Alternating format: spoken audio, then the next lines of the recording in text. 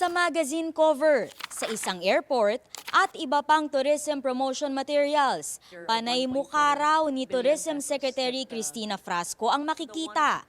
Kaya naman sa isang Senate hearing, direktang kinumpronta ni Senador Raffy Tulfo ang kalihim. Anya, marami nang natanggap na reklamo ang kanyang opisina tungkol dito. Kasi ang nangyari, ma'am, ang dating daw sa kanila parang pinopromote mo yung sarili mo versus dapat yung Pilipinas ang pinopromote mo. It will not sell pag doon sa mga marketing materials natin, puro mukha mo ang nakalagay doon. Katwiran ni Frasco, wala raw consent niya nang gawin siyang cover ng magazine at hindi raw yan binayaran ng gobyerno. Pa-welcome naman daw sa kanya ang malaking larawan niya sa isang airport sa Aklan, pero ipinag-utos na raw niya sa lahat ng regional offices na wag na itong gawin. Samantala, sumakay daw siya sa Lake Cebu, South Cotabato bilang bahagi ng isang tourism event. Pero sabi ni Tulfo, sana raw model o kaya naman residente ang piniling mag-promote nito.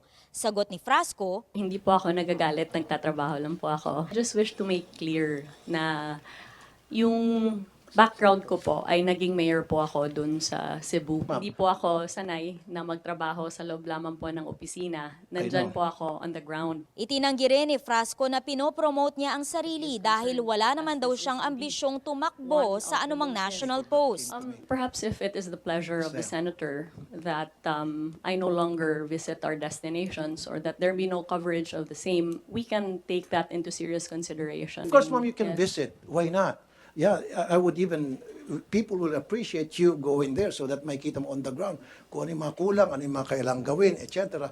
But what we're saying here, ma'am, please, huwag mo i-promote yung sarili mo. 2010 pa lang, isinulong na ni yumaong Senador Miriam Defensor Santiago ang isang anti-EPAL bill kung saan bawal ang muka at pangalan ng mga politiko sa mga government projects. May mga naghain na rin ng ganyang panukala ngayong 20th Congress. Hindi pa man yan na isa sa batas, ipinag-utos na ng DILG na alisin ang mga pangalan o litrato ng government officials sa mga proyekto ng gobyerno. Sa parehong hearing, kinwestiyon ng mga senador kung bakit mas mahal pa ang airfare ng domestic flights kaysa international. Paliwanag ng Air Carriers Association of the Philippines, maiksi ang runway sa ilang domestic airports at napipilitan ng mga airline na gumamit ng maliliit na eroplano. Dahil mas maliit ang mga ito, mas kaunti ang naisasakay na pasahero kaya mas mahal ang pamasahe.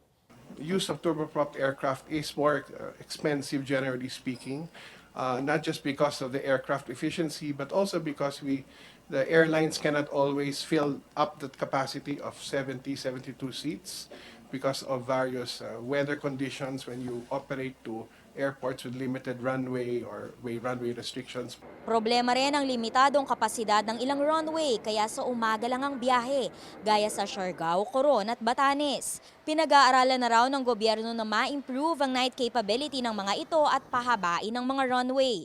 Iginiit naman ni Frasco na dapat ding higpitan ang regulasyon ng airfare para matiyak ang mga resonableng presyo. Para sa impormasyong napapanahon at on-demand, Amor Santos, Newswatch Plus.